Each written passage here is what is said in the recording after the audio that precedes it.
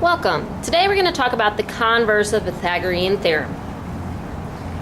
The converse helps you figure out what type of triangle you have when you have three numbers for the sides of a triangle. So first thing we have to determine before we determine what type of triangle it is we have to make sure it is a triangle. If you remember at the end of last semester, we talked about if we have three numbers, how we know if it makes a triangle.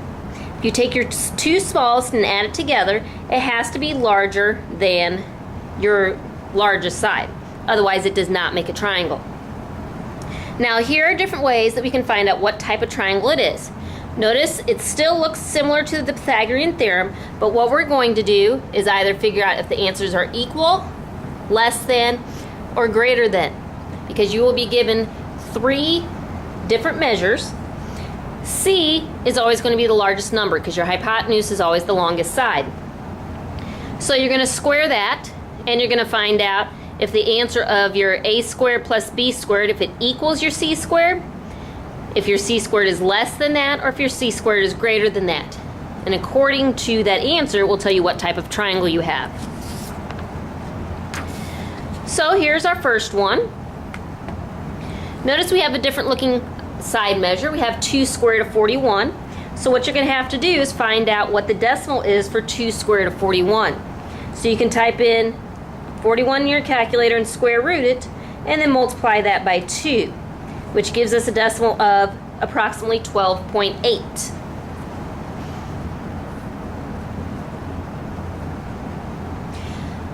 So first thing you have to do, since 12.8 is my longest side, I need to do 10 plus 8.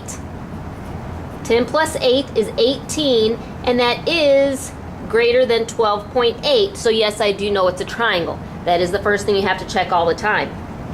And then what we're going to do is we're going to work out. We're going to do 12.8 squared. We're going to leave a blank because I don't know if it's equal to, greater than, or less than. Then I'm going to do 8 squared plus 10 squared. So 12.8 squared is going to be about 164 blank. 8 squared is 64 plus 100, or sorry, 10 squared is 100. So that gives me 164 blank and 164. Because we fill that in with the equal sign, that means we have a right triangle. So it did tell whether the given triangle is a right triangle, so yes, it is a right triangle. So that's a way, sorry, there's the work. That's a way to verify that if I have three measures, that it does give me a right triangle.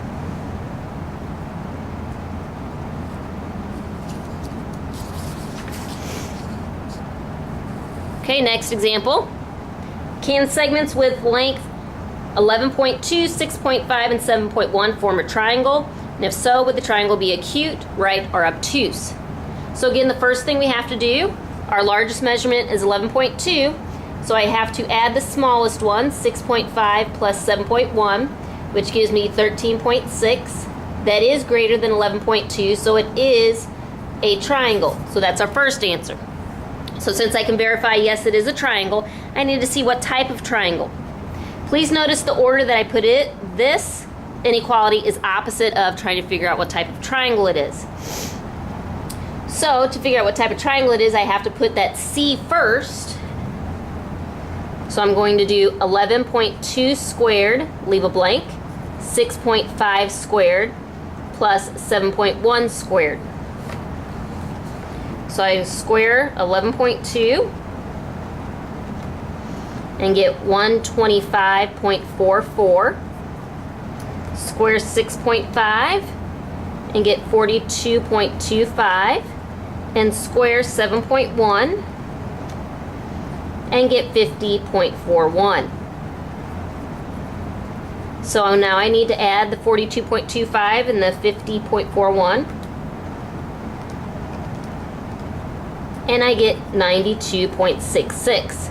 Well, 125.44 is greater than 92.66. So that tells me then that I have an obtuse triangle because it's greater than. Our next problem here says name the type of quadrilateral. Basically what they're looking for is, I know my diagonals here are congruent, so it could be a rectangle, but I want to see if it is a square. So in order for it to be a square, I have to know that we have the right angle in the middle, so that these are perpendicular. So basically what I'm going to have to do is verify that this is a right triangle. Please notice the congruent markings. If this length is 1, then this length is 1. So I look up, see what the square root of 2 is, and the square root of 2 is approximately 1.41. So what I'm going to do, I know 1 plus 1 is 2, that's greater than 1.41, so yes, it does make a triangle. So I'm going to do 1.41 squared, blank, 1 squared plus 1 squared. Since 1.41 was the square root of 2, if I square that, that will give me 2. 1 squared is 1. 1 squared again is 1. So 2, blank 2, we know 2 equals 2. So yes, that is a right triangle. Now that does not answer the question because it says name the type of quadrilateral. So what that tells me, that I know those are right angles there in the middle, which then would make it a square, because your diagonals are perpendicular and they are also congruent. What I want you to do is look at these couple of problems and see if we can figure them out.